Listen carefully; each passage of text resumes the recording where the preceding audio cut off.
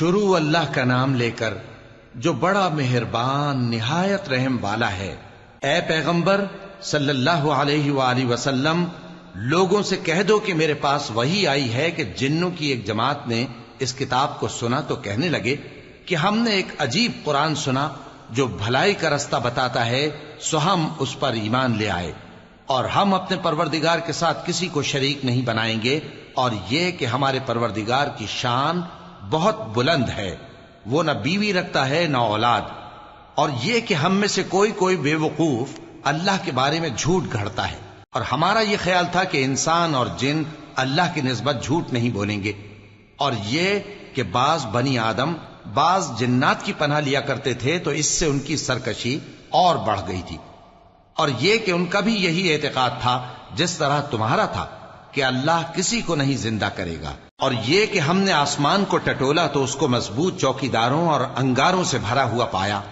اور یہ کہ پہلے ہم وہاں بہت سے مقامات پر فرشتوں کی باتیں سننے کے لیے بیٹھا کرتے تھے، اب کوئی سننا چاہے تو اپنے لیے انگارہ تیار پاتا ہے، اور یہ کہ ہمیں معلوم نہیں کہ اس سے اہل زمین کے ساتھ برائی مقصود ہے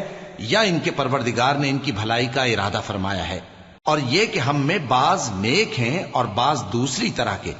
ہمارے کئی طرح کے مذہب ہیں، اور یہ کہ ہم نے سمجھ لیا ہے کہ ہم زمین میں خواہ کہیں ہوں اللہ کو ہرا نہیں سکتے اور نہ بھاگ کر اس کو تھکا سکتے ہیں، اور جب ہم نے ہدایت کی کتاب سنی اس پر ایمان لے آئے، سو جو شخص اپنے پروردگار پر ایمان لاتا ہے تو اس کو نہ نقصان کا خوف ہے نہ کسی طرح کے ظلم کا، اور یہ کہ ہم میں بعض فرما بردار ہیں اور بعض نافرمان ہیں، تو جو فرما بردار ہوئے وہ سیدھے رستے پر چلے، اور جو نافرمان ہوئے وہ دوزخ کا ایندھن بنے۔ اور اے پیغمبر صلی اللہ علیہ وآلہ وسلم، یہ بھی ان سے کہہ دو کہ اگر یہ لوگ سیدھے رستے پر رہتے تو ہم ان کے پینے کو بہت سا پانی دیتے تاکہ اس سے ان کی آزمائش کریں، اور جو شخص اپنے پروردگار کی یاد سے منہ پھیرے گا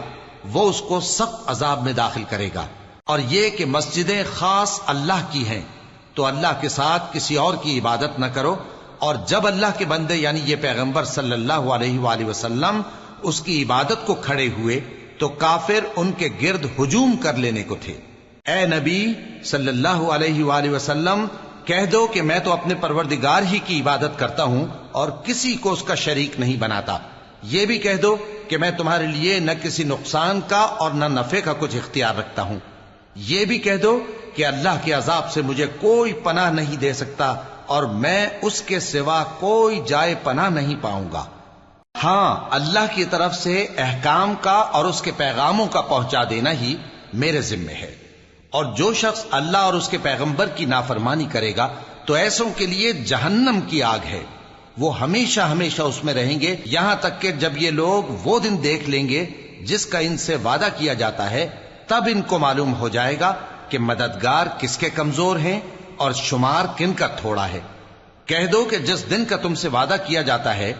میں نہیں جانتا کہ وہ عنقریب آنے والا ہے یا میرے پروردگار نے اس کی مدت دراز کر دی ہے، وہی غیب کا جاننے والا ہے، سو کسی پر اپنے غیب کو ظاہر نہیں کرتا، ہاں جس پیغمبر کو پسند فرمائے اور اس کو غیب کی باتیں بتا دے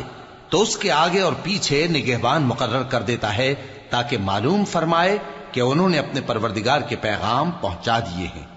اور یوں تو اس نے ان کی سب چیزوں کا ہر طرف سے احاطہ کر رکھا ہے اور ایک ایک چیز گن رکھی ہے۔